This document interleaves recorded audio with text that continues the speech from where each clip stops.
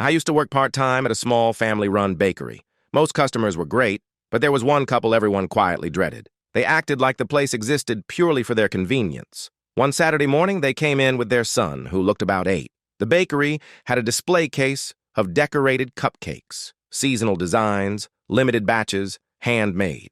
The kid immediately pressed his face to the glass and pointed at one of the pumpkin-themed ones. It was the last one left. I started to box it, but another customer, an older woman who had been waiting patiently, told me she wanted to buy that same cupcake. She had pre-ordered a dozen and wanted one extra because her granddaughter loved pumpkins. She was clearly excited about surprising her. The entitled couple overheard. The mom stepped closer to the counter and insisted the cupcake was for their son and that he had already claimed it. The dad added that a child's happiness should come first and that the older woman would be fine without it. The older woman didn't argue. She just looked disappointed. I knew the pre-order technically gave her priority, so I set the cupcake aside for her. The couple didn't like that.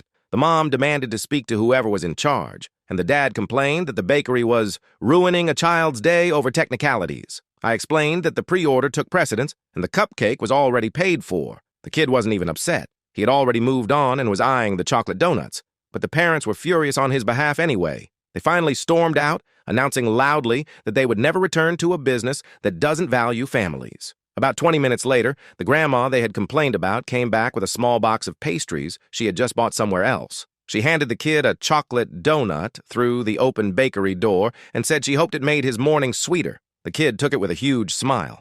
His parents looked stunned, then awkward, then quietly left without another word. The older woman just walked back inside, picked up her pumpkin cupcake, and said she hoped it was okay that she used her own money to solve a problem she didn't cause.